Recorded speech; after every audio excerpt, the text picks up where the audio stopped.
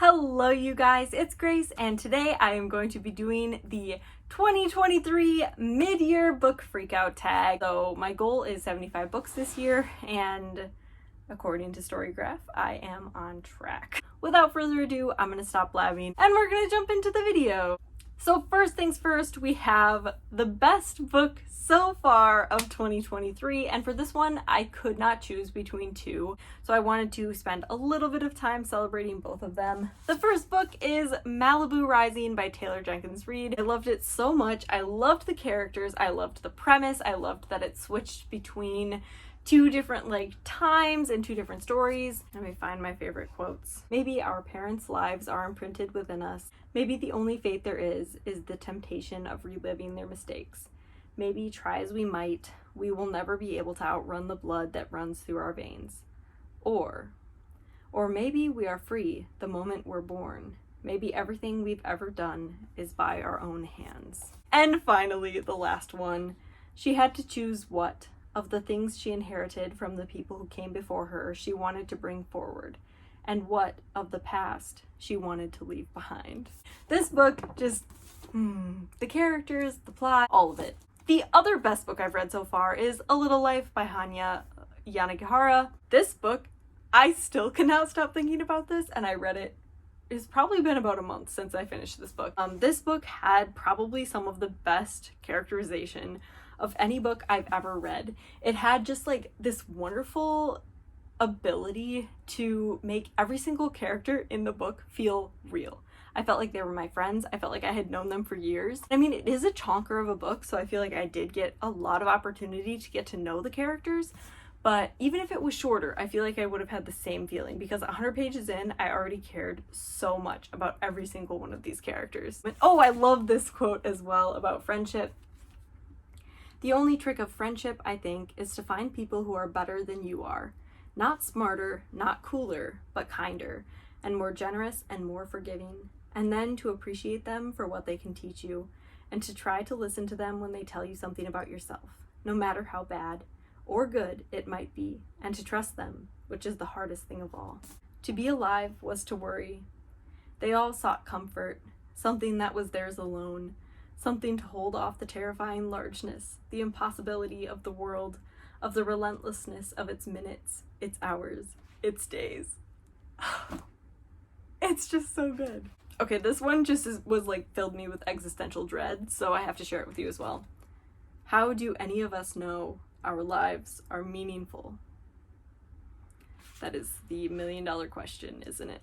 And then finally, to leave you on one final note of this book, all the most terrifying ifs involve people.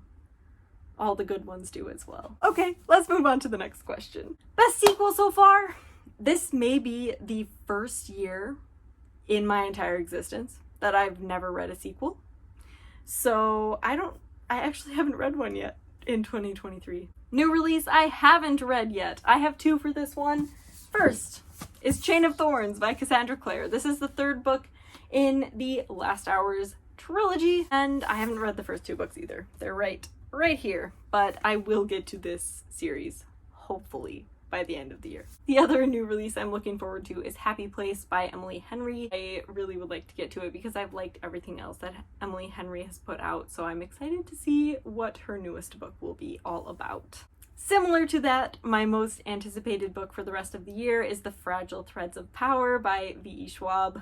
Once again, I love everything V.E. Schwab puts out, so of course I'm going to read the new release. Next up is the biggest disappointment of the year.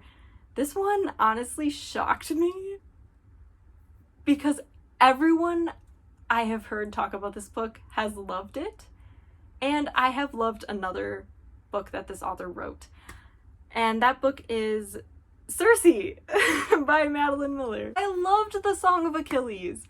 It was one of my favorite books from last year. The mother-child relationship that popped up in the book just made me mad for some reason. I didn't like it, and it just wasn't as fast-paced or as interesting. I didn't care about the characters as much as I did in The Song of Achilles. which may have been because I read it via audiobook. It may have been because I just wasn't in the right mindset for a book like that, but yeah, it just didn't sit right with me when I read it. Sorry, my apologies. I might try it again at some point.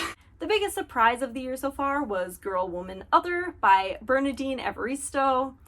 This book, I really did not expect to like that much. I just saw a recommendation for it on YouTube and I was like, okay, like this doesn't seem like something I would normally read, but this person really rated it highly. I can't even remember who it was that I watched the video about, but it made me want to read the book. So I listened to the audiobook and I ended up really enjoying it. It was just very empowering and beautiful, and I thought it was just a wonderful take on what it means to be a woman in today's society, and I thought it was just very gorgeous.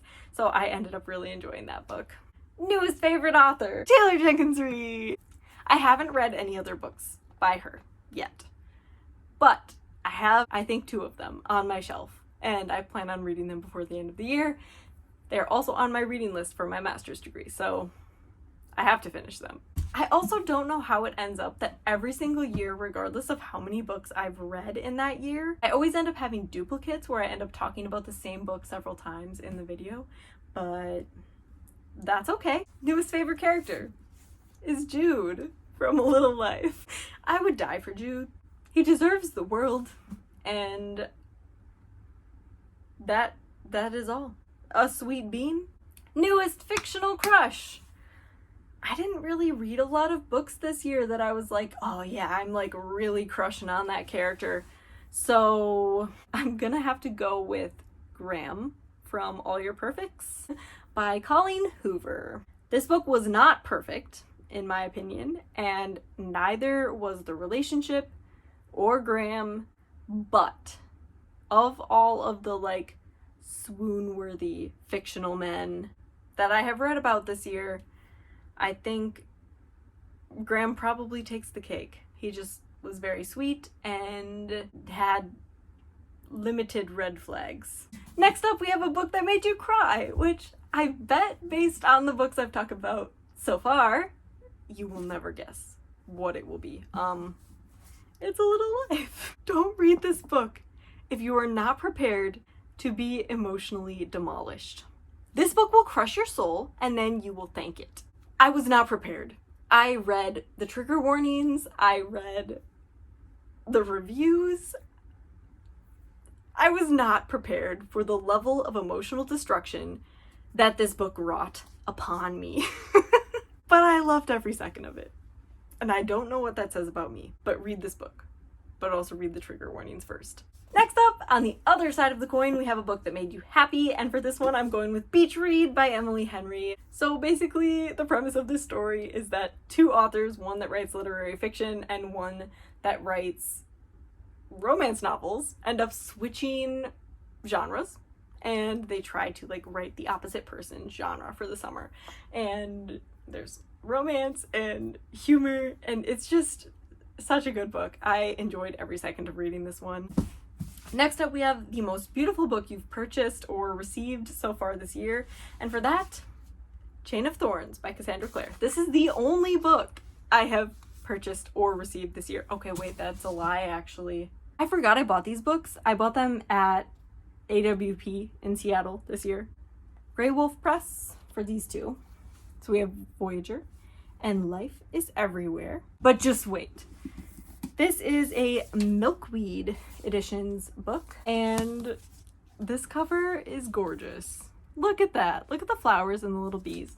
So this is called Painting Beyond Walls by David Rhodes, and I got this one in Seattle, and look at how pretty it is. It had sales on the last day, so I ended up buying some books. The Seattle ones are the ones I purchased.